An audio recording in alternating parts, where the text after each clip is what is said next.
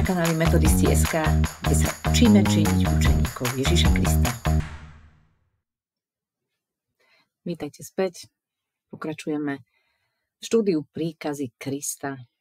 Po minulom úvode, čo vlastne príkazy sú, prečo nám Boh dáva príkazy a zákon, budeme pokračovať samotnými príkazmi, ktoré Ježiš dal. A hneď ten prvý je: kajajte sa a verte. Čo znamená pokánie? Keď sa povie slovo pokánie alebo kajať sa, ľudia tomu rozumejú rôzne. Neviem, či ste niekedy skúšali pýtať sa svojich neveriacich alebo do kostola nechodiacich priateľov, susedov alebo možno aj rodinu, čo rozumejú pod slovom kajať sa a pokánie. Ak ste to ešte neurobili, skúste to. Nie len s týmto slovom, ale možno aj s inými, ktoré budeme tuto preberať v rámci tohto seriálu. Pretože slovo pokánie je tak veľmi rôzne chápané, dokonca aj medzi kresťanmi. A nemyslím len rôzne denominácie, rôzne cirkvi majú rôzne nejaké predpisy, možno pre pokánie alebo pre zhodnotenie, či niekto činil pokánie alebo nečinil pokánie. Už to samotné slovo činíme pokánie znie tak možno archaicky. Takže dnes sa budeme pozerať na význam toho slova a na rôzne miesta, kde v Božom slove sa nachádza tento koncept, nevždy jedno slovo, hneď si vysvetlíme prečo, ale tento koncept a vlastne ako samotné písmo vykladá písmo. Pre mňa je veľmi dôležité, aby sme veci chápali v kontexte, pre mňa je veľmi dôležité, aby sme tak v starej zmluve, ako aj v novej zmluve sa snažili porozumieť určitému konceptu. Prečo to robím? Pretože Boh je jeden a je nemenný. A keď Božie slovo je jeho slovo, keď Biblia je Božie slovo, tak ten nemenný Boh nemení svoje koncepty. A takto je aj s pokáním. A tak úplne na úvod môžeme si dať takú možno definíciu, že teda pokánie je zmena postoja a konania. Od hriechu, alebo neposlušnosti, alebo od vzbúry, akokoľvek to chceme nazvať, k poslušnosti k Bohu. Je to teda posun z miesta, kde sme v vzbure proti Hospodinovi, z miesta, kde mu neveríme, z miesta, kde sme neposlušní, kde vedome ideme svojou cestou a nie jeho cestou, na miesto B, kde smerujeme k Bohu, hľadáme jeho vôľu, veríme mu a dôverujeme. Že všetko to, čo predpisuje jeho slovo, nás neobmedzuje, ale oslobodzuje. Teraz len také krátke intermezzo. Niektorý deň som počúvala jedného rabína, ktorý vysvetľoval redaktorovi úplne normálne štátnej televízie v inej krajine, nie u nás. A rozprávali sa o šabate, rozprávali sa o zvykoch židovských, dokonca mu dovolili zúčastniť sa ich rodinného šabatu. A teda ten redaktor sa rozprával s tým rabínom a ten rabín v podstate rozpráva veľmi podobným spôsobom o zákone a o predpisoch Tóry, ako som v minulej časti hovorila ja. A mne to tak opäť tak potvrdilo, že áno, Boh starej zmluvy a novej zmluvy je rovnakým Bohom. Samotný Ježiš hovoril: ja som neprišiel nič zrušiť, ale prehlbiť zákon. Aby ste tomu znovu porozumeli, aby ste znovu chápali, že zákon nás nezväzuje, zákon nás oslobodzuje. A je to proti ľudskej logiky, že teda stovky a stovky predpisov, ktoré sú ale veľmi konkrétne, veľmi veľmi také detailné, až fascinujúce miestami. Keď čítate knihu Exodus, alebo teda druhú Mojžišovu, začítajte sa alebo započúvajte sa. Ak nemáte čas čítať, tak môžete počúvať na Biblia.sk. Robím neplatenú reklamu, je to výborná strana, podporte, používajte. A môžete sa započúvať do Božích predpisov, ktoré nie sú predpismi v zmysle idem vás ohraničiť, ale idem vám ponúknuť na rôzne životné situácie, ako sa v nich zachovať, aby ste boli verní mne.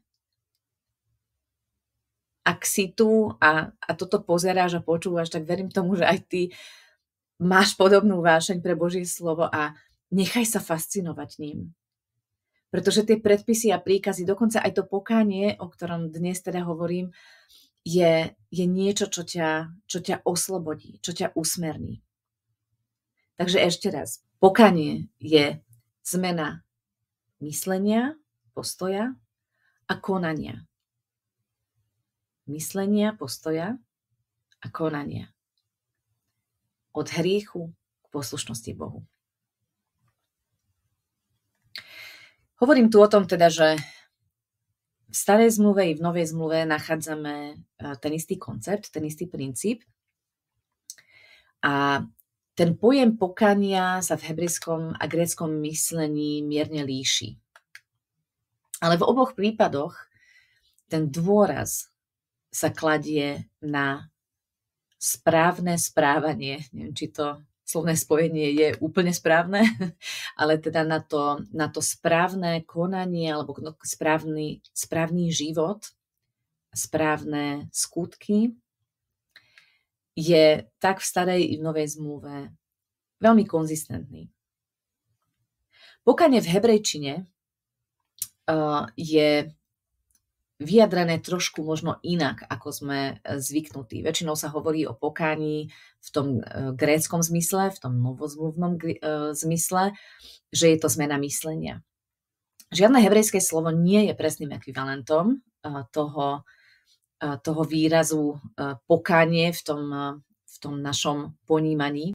To hebrejské slovo, ktoré sa najčastejšie prekladá alebo najviac približuje výrazu pokánie v tom našom zmysle, alebo kajať sa, je šúv. Šúv je návrat alebo otočenie sa. Čo teda vyjadruje tú zmenu nielen myslenia, ale aj konania, zmenu celého nastavenia nášho života. Znamená otočiť sa a ísť opačným smerom.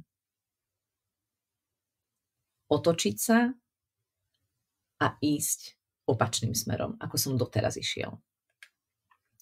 A toto je veľmi zaujímavý koncept a myslím si, že veľmi výstižný koncept. Samozrejme, že toto sloveso sa nachádza v starej zmluve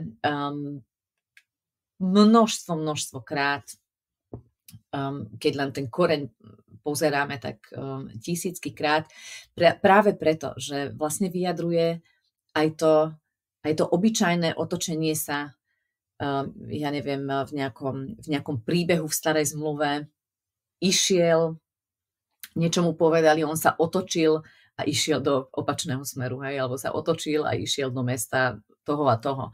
Takže naozaj veľakrát sa používa v tom ozajstnom fyzickom, úplne praktickom zmysle, ale v tom teologickom kontexte to znamená odbočiť alebo vybočiť z tej cesty, po ktorej som kráčal doteraz, po ktorej som išiel. To znamená, kráčanie, chôdza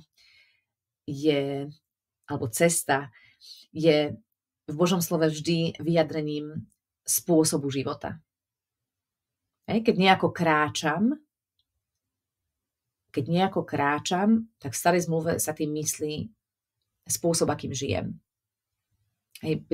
Môžeme si pripomenúť napríklad Micheáša, v pokore kráčať so svojím Bohom. Alebo kráčam po Hospodinových cestách. To znamená, žijem nejakým spôsobom, ktorý toto musíme mať vždy ako keby na tom pozadí nášho počúvania Božieho slova, že teda to naše kráčanie, ten náš život podľa hneď začiatku Božieho slova má odrážať jeho podstatu. Sme stvorení na jeho obraz. Bolo na nás skladené Hospodinové meno. To znamená, my máme posvedzovať jeho meno v celom svete. To teda, ako žiješ, ako kráčaš, ktorým smerom je nesmierne dôležité. Je nesmierne dôležité. A tým prvým krokom alebo tým prvým momentom nášho pokania je porozumieť tomu alebo pochopiť, že smer, do ktorého kráčam, vedie preč od Boha. My metodisti to vysvetľujeme predbežnou milosťou. Aj to je Božie dielo, že ho začneme hľadať, pretože on nás miloval skôr a on vydal seba ako obeť za naše hriechy, za moje hriechy. Tým vlastne ma predišiel a predchádza a jeho milosť ma predchádza. A ako ma Boh hľadá a volá k sebe, vtedy som schopná vďaka nemu, vďaka jeho milosti, pochopiť, že žijem v vzbure. Žijem v vzbure, alebo vo vzbure, správne asi, voči Bohu.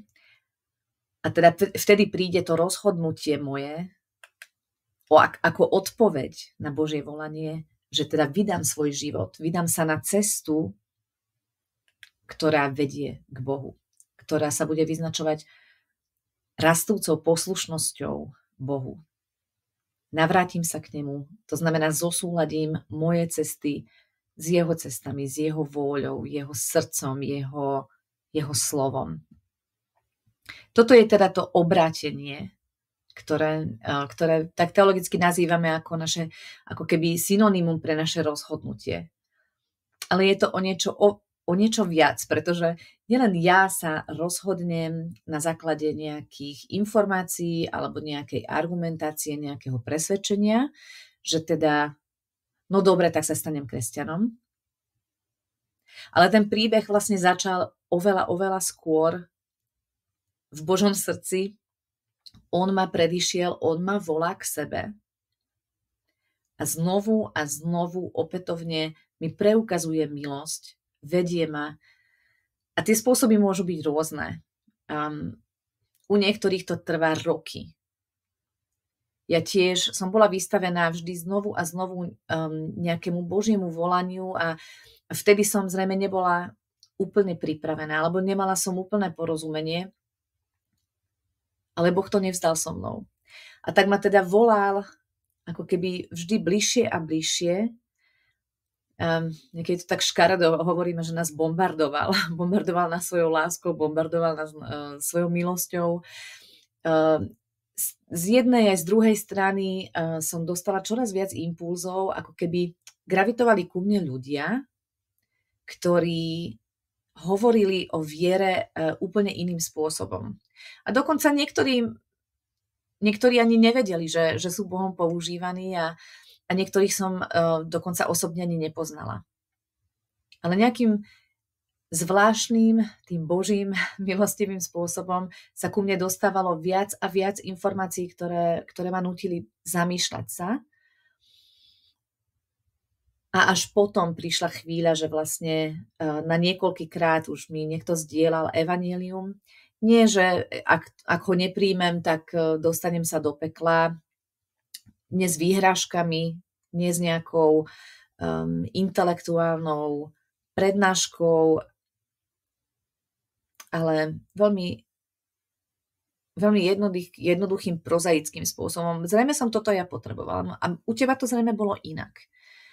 Poznám aj také prípady, keď sme na jednej evangelizácii zdieľali evanjelium takým, proste rôzne metódy používajú naše zbory a určite aj ty poznáš niekoľko spôsobov, ako vysvetliť niekomu evanjelium. A teda po nejakom dlhom rozhovore nám človečík povedal, áno, áno, uznáva, že toto je pravda, toto takto, je to logické a teda OK, uveril, že teda Boh je. Ale neskôr v rozhovore mi táto osoba zdelila, pozri sa, nedalo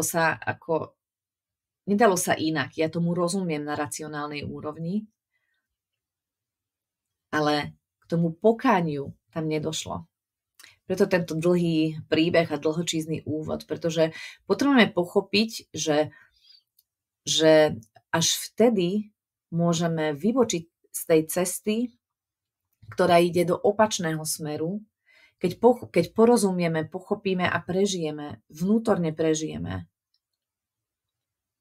to vedomie alebo uvedomenie si, že moja cesta vedie preč od Boha. A ja potrebujem byť spojený s Bohom. Možno práve preto mnohokrát sa v niektorých spoločenstvách hovorí, že teda treba sa kajať v zmysle treba opakovať nejaké formuly, ktoré vyjadrujú ľútosť. Smútiť nad svojim hriechom je súčasť pokania. Keď si uvedomím, že zarmucujem Boha, že žijem na míle vzdialená od jeho predstavy o mojom živote, skutočne spôsobuje veľkú zmenu. Na druhej strane však nestačí iba prejaviť navonok niečo alebo povedať nejakú formulku, pretože tá neznamená skutočnú premenu toho postoja a konania od hriechu k Bohu. Stále sa snažím opakovať tú definíciu, aby sme porozumeli, že toto je oveľa komplexnejšie, než len ľutovať niečo. Kajať sa veľmi často používam ako synonymum ľutovať niečo. Ale pokanie teda ide hlbšie. Dnes nie je veľmi in, ale v Biblii sa kladie dôraz na činy, ktoré nevyhnutne sprevádzajú zmenu postoja. Ján Krstiteľ, ako čítame v Lukášovom evanjeliu, dokonca tieto činy, tieto skutky nazýva ovocím pokania. On tiež, ako čítame v Lukášovi, keď kázal, ja to vlastne prečítam z Božieho slova priamo, ako to presne bolo, takže je to Lukáš, 3. kapitola. Zástupom, ktoré prichádzali k nemu, aby ich pokrstil, pripomínal, že majú prinášať ovocie hodné pokania. Čítame v 8. verši. A oni sa ho pýtajú, čo teda máme urobiť? Čo teda máme urobiť? Pýtajú sa ľudia, ktorí prišli ako symbol ich očistenia sa pokrstiť. A on im odpovedal. Čítam od 11. verša. Kto má dvoje šiat, nech sa rozdelí s tým, čo nemá. A kto má dosť jedla, nech urobí podobne. A potom prichádzali mýtnici dať sa pokrstiť a hovorili mu, učiteľ, a čo máme robiť my? On im odpovedal, nevymáhajte viac, ako vám nariadili. Vojaci sa ho pýtali, zase iná profesia, alebo iná skupina ľudí, a čo máme robiť my? Tým odpovedal, nikoho netríznite ani nevydierajte. Uspokojte sa so svojím žôdom. Toto je taká veľmi zvláštna, zaujímavá epizóda v kontexte pokania. Pretože tu presne je vyjadrené, ako Ján, ktorý kázal pokanie, Ján ako rozumel pokaniu. Pokanie sa muselo nejakým spôsobom prejaviť na živote človeka. A hovoríme tu o Židoch, ktorí presne rozumeli tomu, ako ich Boh volá vždy znovu a znovu, aby sa k nemu vrátili. Aby žili podľa jeho nariadení, podľa jeho slov a podľa jeho vôle. A títo Židia teraz prichádzajú, počuli Jánovu kázeň a Ján im hovorí, aké rôzne spôsoby existujú, ktorými sa má prejaviť ich pokanie. Už on ich volal k tomu, aby nielen navonok prejavili ľútosť nad svojimi hriechmi a chceli sa očistiť, nielen nejaké kroky urobili pokrytecky v podstate, ale aby tá zmena v nich bola skutočná a aby tá zmena v nich bola merateľná. A tu sa potrebujem zastaviť na chvíľočku, pretože práve toto sústredenie sa na prejavy, na skutky, na činy, na kroky, na spôsob života, akokoľvek ti je to bližšie, ten koncept, nie je zákonníctvom. Ja nehovorím tu o tom, že budem niečo robiť, aby som bola spasená. Spasení sme jedine vierou. Nikto sa nemôže vyvyšovať a povyšovať nad nikoho a žiadne skutky nám nezarobia spasenie. Toto je už ako keby krok ďalej. Už veríš v Boha a tvoje pokánie sa prejaví rôznymi spôsobmi, pretože ty si nový človek a nový človek činí nové skutky. Ak teda žiješ s Bohom a otočil si sa k nemu a teraz nasleduješ jeho, nutne to bude znamenať, že budeš žiť inak, ako si žil doteraz. Je to už z toho vizuálneho prejavu je to úplne jasné. Keď som išla doľava, tak som išla doľava. Ako náhle som sa obrátila a vydala som sa do druhého smeru, do opačného smeru, tak sa pohybujem do iného smeru. Už sa nepohybujem doľava. Hej? Takže presne tak aj ten spôsob života, ktorý je zmenený na základe obrátenia sa k Bohu, sa potom vyznačuje skutkami. Áno, vyznačuje sa skutkami. My nemôžeme nečiniť nič a volať to nový život v Kristovi. Presne tak, ako Ján tu hovorí v tej 3. kapitole Lukáša, že strom rodí určité ovocie. Žiadny strom nerodí iné ovocie, než má rodiť. Tak aj tvoj život bez skutkov, tvoja viera je mŕtva. To už hovorí Jakub. Ale teda poďme ešte k tým prejavom. V Starej zmluve čítame rôzne prejavy, ako je možné prejaviť pokanie. Začína sa to nejakým verejným prejavom smútku nad hriechom, ako je napríklad plač, alebo trhanie šiat, alebo dokonca aj vlasov. To veľakrát čítame napríklad v Ezdrášovej knihe, keď smútili nad tým, že zanedbali Boží zákon. Mnohí vlastne, keď sa vrátili zo zajatia babylonského, ani nepoznali zákon. Vtedy im ako keby prvýkrát prečítali zákon a ľudia boli zhrození, ako žijú a ako ďaleko odišli od Boha. A tam plačú, trhajú si šaty a niekedy dokonca čítame, že mali im predpísané, aby nosili vrecovinu, aby si sypali popol na hlavu. To všetko bolo preto, aby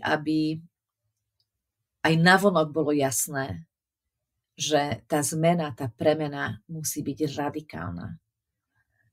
To je vlastne znakom toho uvedomenia si, tej hrôzy samého nad sebou.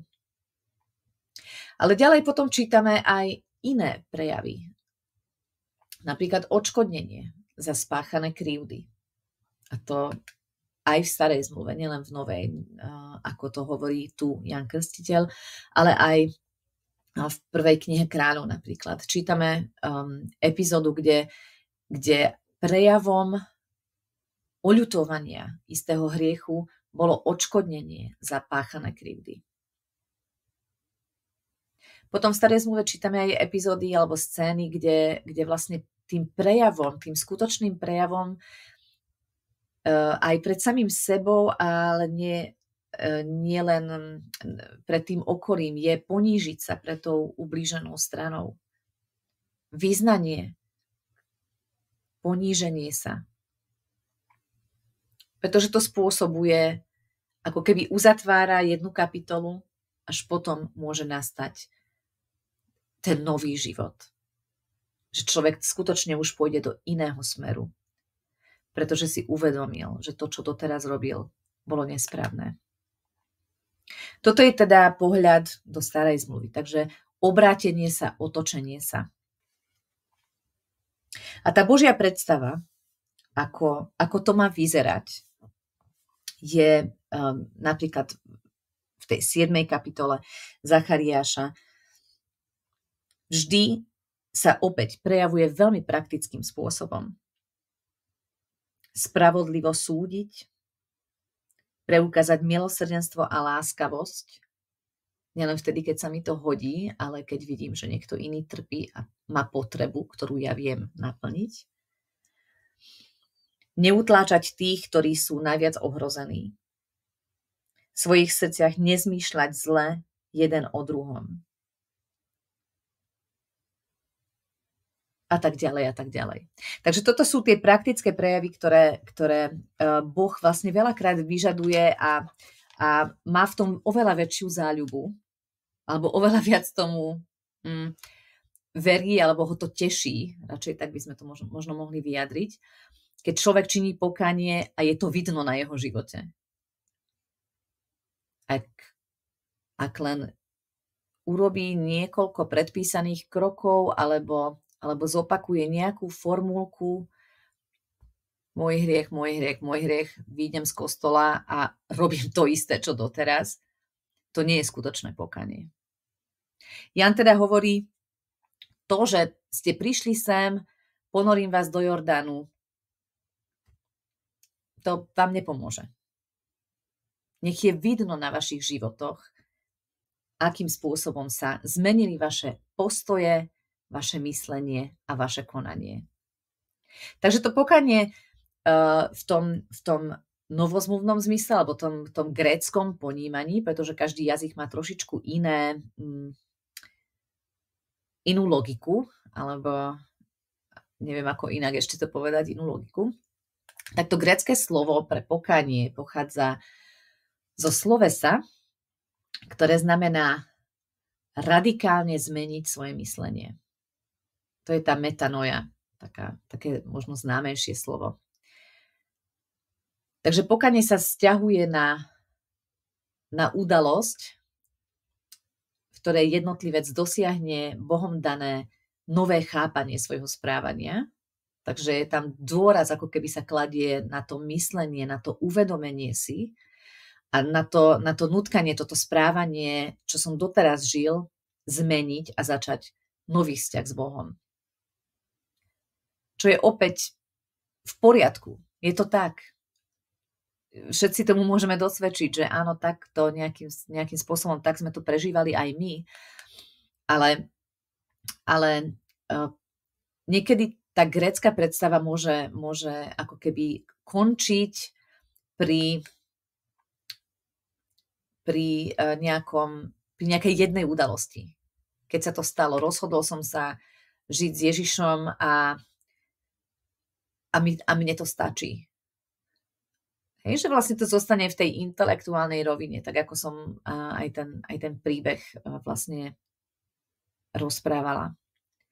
To semické pozadie, tam vlastne napriek tomu, že teda v tej gréckej kultúre sa písali evanjelia, ale vidíme, že aj ten Ján kladie dôraz na to, aby po pokáni nasledovali vhodné skutky. A nachádzame to aj v skutkoch, nielen v evanjeliách, ale aj v skutkoch 26 napríklad. Hej, že vlastne tie skutky musia to pokánie ako keby potvrdiť a ten nový smer musí byť skutočným smerom, že sa pohybujem, rastiem. V metódy si to nazývajú posvetenie alebo biblická svetosť. To je vlastne neustály rast v tom novom živote, v tom novom spôsobe života.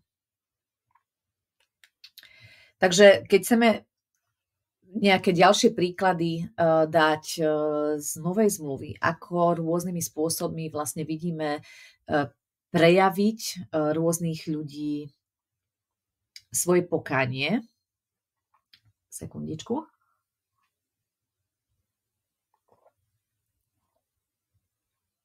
Tak je to napríklad Zacheus.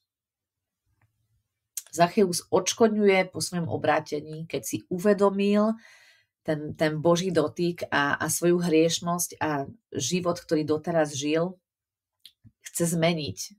Zase nie on chce zmeniť, ale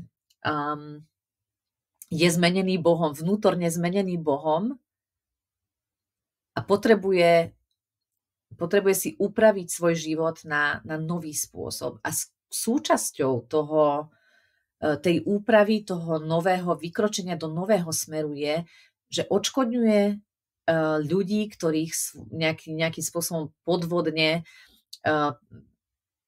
pripravil o niečo. Zacheus teda nikto mu to nepredpisoval, ale teda on cítil, že má napraviť to, čo keď niekoho poškodil, ako súčasť toho nového života.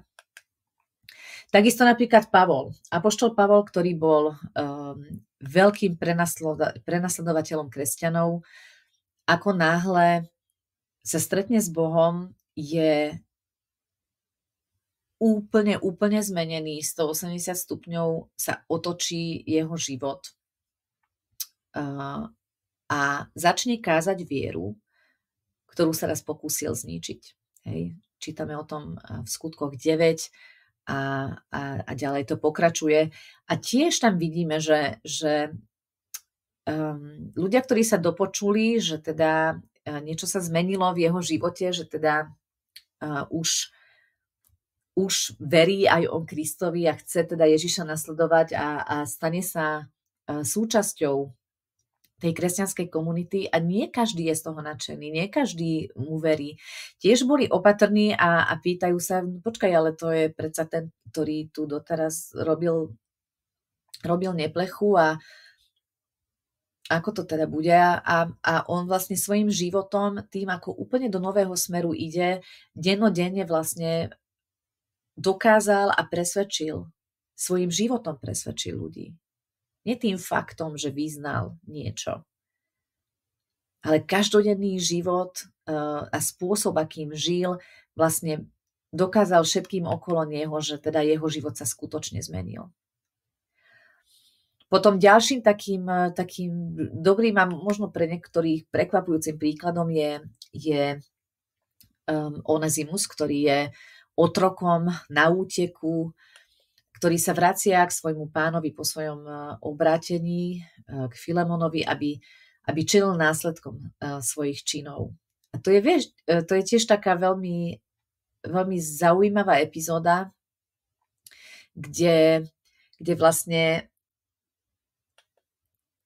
je vyučovaný tento nový kresťan, že teda nekončí obrátením, jeho rozhodnutím nasledovať Krista nekončí ešte nič, pretože nasledovať, už to samotné slovo je také veľmi akčné, činné a prebiehajúce. To znamená, že rozhodnutím a obrátením nič nekončí. Vtedy len začne učeníctvo, vtedy začne nasledovanie, vtedy začína krok za krokom náš rast na Kristov obraz.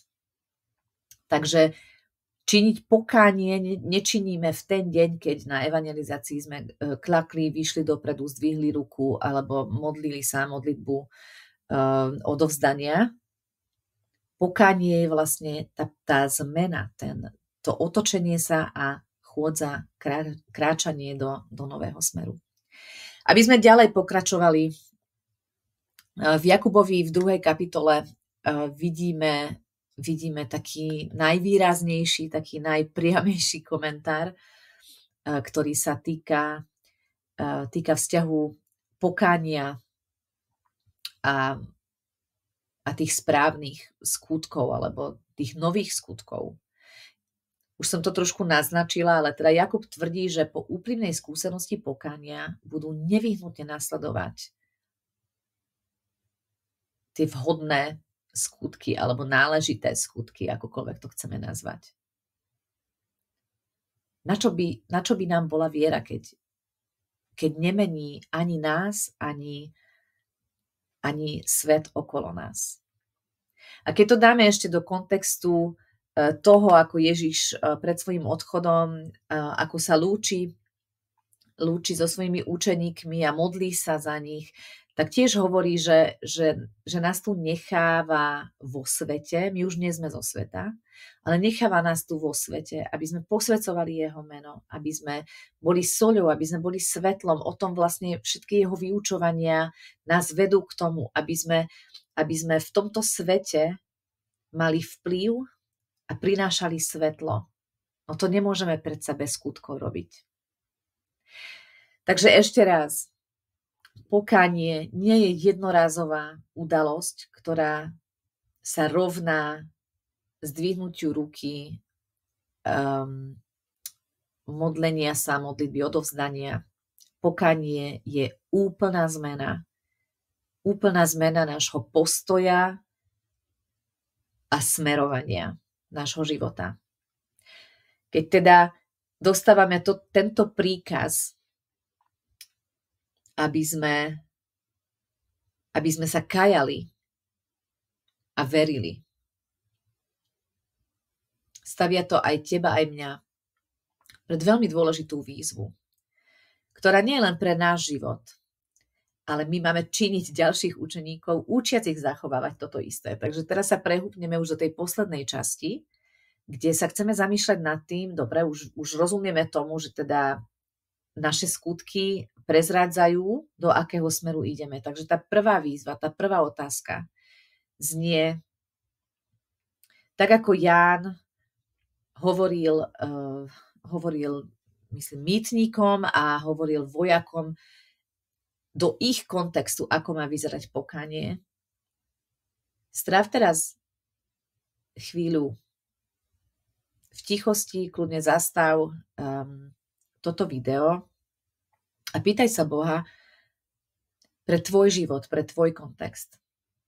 Ako má vyzerať ovocie pokánia?